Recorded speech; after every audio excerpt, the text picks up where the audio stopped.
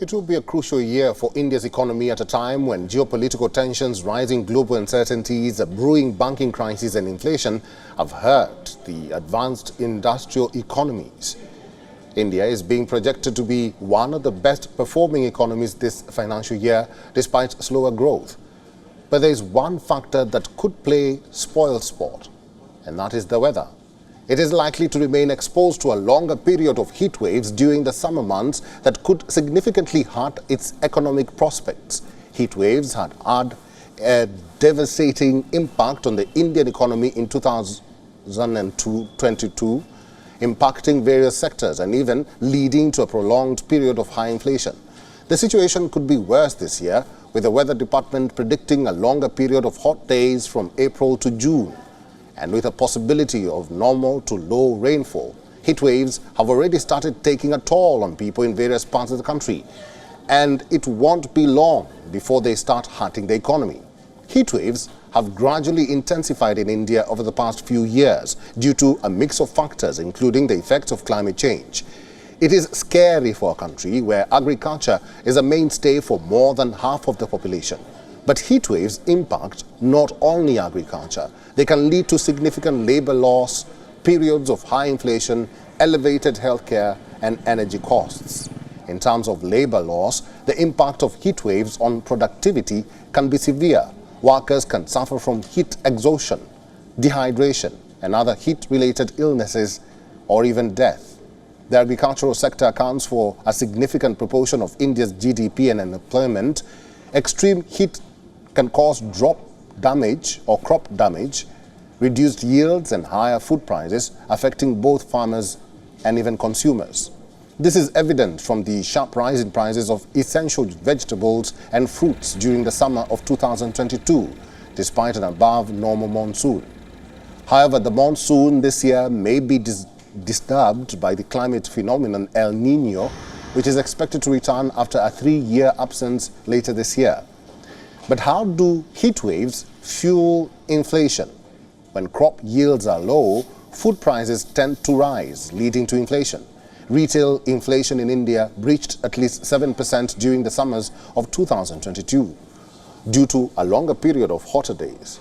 This in turn can be damaging to the economy as a whole, leading to reduced consumer spending, lower economic growth and increased economic inequality. Last but not least, the power disruptions. Heat waves can put a strain on the energy sector, particularly the power grid. A report based on an internal note by the central grid regulator indicated that the country faces the risk of rising blackouts in summer due to higher power demand. That can lead to reduced economic activity, particularly in manufacturing and healthcare that rely on electricity to operate.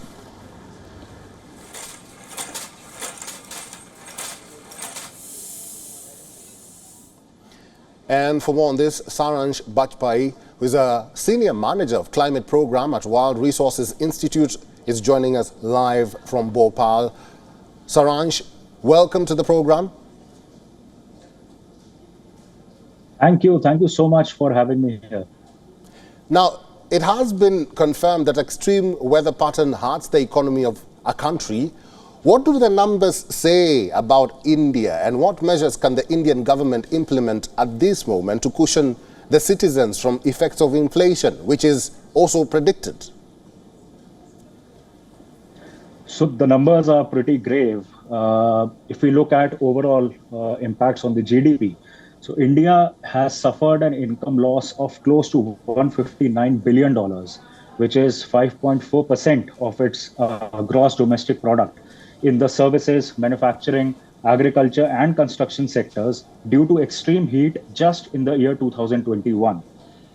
Also, there are estimates that the cost of providing the entire population exposed to lethal heat wave risk with air conditioning in 2030 will be roughly around $110 billion.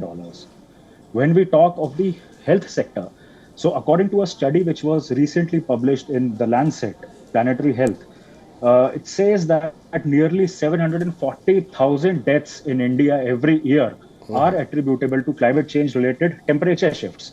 However, this number does not account for diseases and suffering caused by heat. Intensifying heat waves can be particularly dangerous for comorbid individuals who are Right. already at risk, such as elderly individuals with chronic illnesses. In the last 2 decades itself, the accelerating pace of climate change has increased the threats to mental health and psychosocial well-being, ranging from emotional distress to anxiety, depression, grief, etc. When we talk of the labor sector in particular, heat exposure in the country has led to a loss of 167 billion potential labor hours, which is a 39% increase from 1990 to 1999 decade. Right. A recent analysis by McKinsey and Company reveals that the lost labor from rising heat and humidity could put up to 4.5% of India's GDP, or approximately 150 to 250 billion dollars, at risk by the end of this decade. Now, these are some humongous numbers. When we talk of the other natural disasters like floods and cyclones, so fluvial flooding, which are the riverine flooding, it is expected to cause substantial economic losses. By 2050, the annual damage is estimated to be around 376 billion euros in a low emission scenario when we are targeting 1.5 degrees Celsius. But if there is a high emission scenario, which we are seeing in the current times, it could go up to 585 billion euros. And, Saransh, the annual, Saransh, yeah. Saransh, let me ask you this. With all that being said, in your assessment and prior research, do you think India is better prepared right now? And what would happen if the summers or heat waves extend their stay? Will the Indian government be able to cope with that?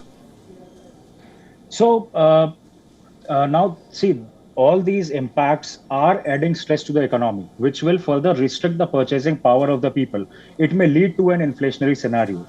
While the inflation seems to be coming under control in the last few quarters, with the wholesale price index data at a 33-month low, but CPI, when we look at long-term climate risks, it's bound to increase.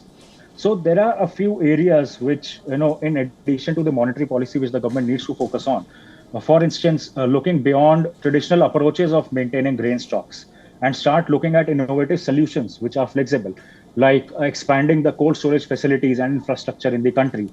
Targeting food wastage and food losses is a very important thing which can lead to reduction in the inflationary pressures. Inducing behavioral changes through the very important life mission which has been launched by Honorable Prime Minister.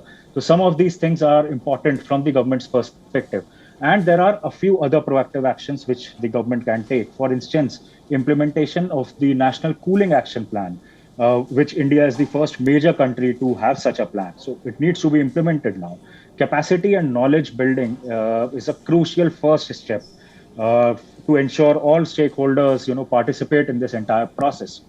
Heat resilient infrastructure needs to be promoted, not just in the residential and commercial sectors, but also in the health infrastructure, in the rural settings. So some of these things are which the government needs to take and work on, and which we can see are a focus in the recent budget also. All right, I've been talking to Saransh Bajpai, who is a senior manager of climate program at Wild Resources Institute in Bhopal. Thank you very much for talking to WION Wild is One today. Thank you. WION is now available in your country. Download the app now and get all the news on the move.